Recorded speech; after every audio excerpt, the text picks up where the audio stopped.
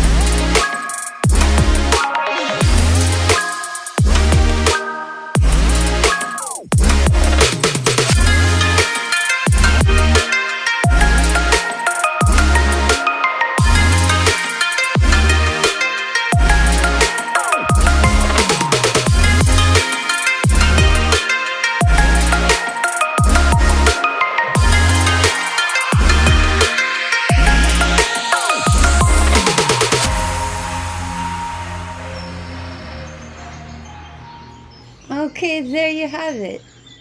It makes it look authentic when it's not perfect. Actually, it looks like an authentic pizza by the time you're done. Well, I was up in the middle of the night last night, hungry. So I made myself some spaghetti sauce. Can you see that? Yeah. So we're going to use some of it for my sauce and my pizza.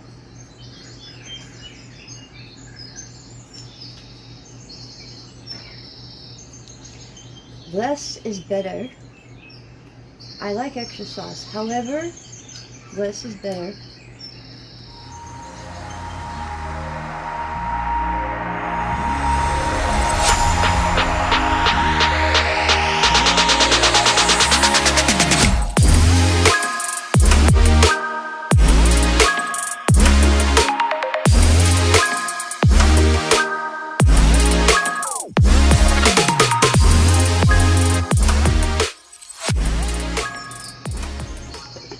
Okay, usually I put it all the way to the end of the crust here, but I have a special thing I do.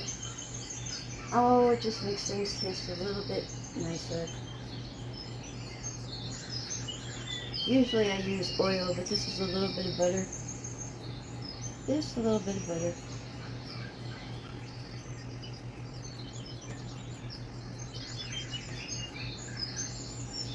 I recommend olive oil. But what I do, you can use any spice you want. I like fennel. So I take fennel and I put it at the edges of my crust to make it taste good too.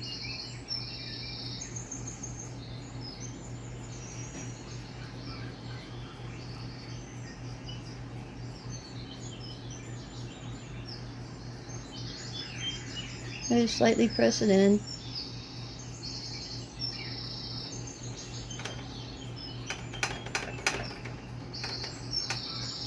I was missing a piece. Then I have my jalapeno. I cut the seeds out. Takes a lot of the heat out. I like the taste of jalapeno. And I have my onion, my garlic, and my tomatoes from my indoor garden. The garlic too I like to leave towards the edges as well. It gives my crust extra flavor.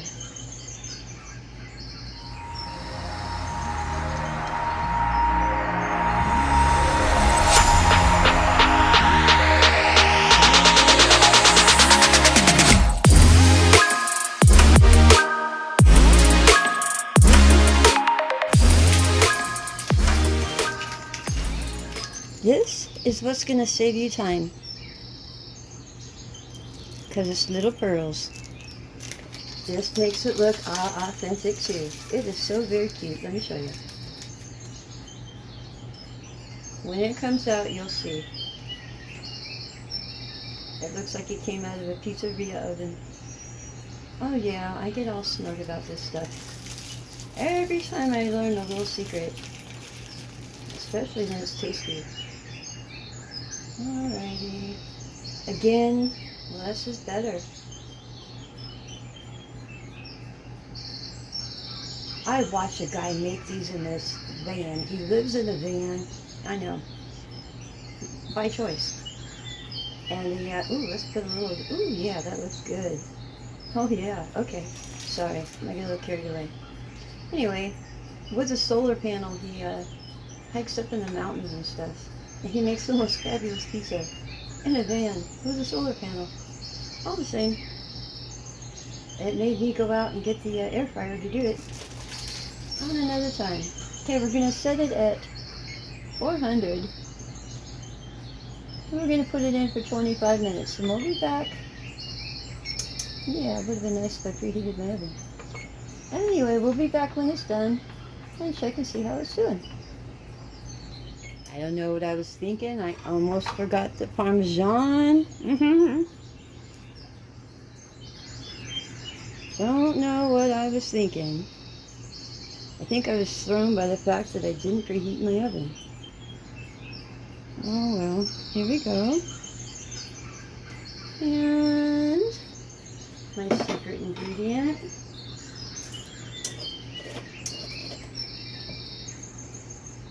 Oh, it's not going to tell you. Cat Stilly pickle juice. Yep, you gotta order their sandwiches from New York. They will send them to you. They come cold. Here we go. Just a little bit. Don't need much. Anyway, they come cold, and you get half sour and sour pickles, and well, I like pastrami. Oh man, I'm hungry. So, in the oven we go. Now we're ready to go. Oh, we forgot the red pepper. You know, it's been one of those days.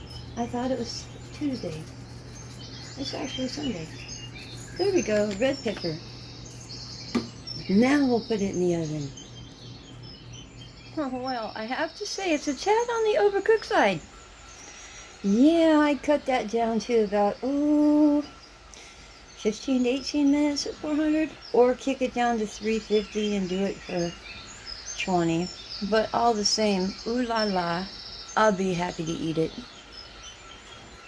Coming from the refrigerator, package, and a little bit of mozzarella and a little bit of vegetables from your garden. There you have it. You have yourselves a lovely day, and I will as well. I'm gonna go eat. Oh, bye.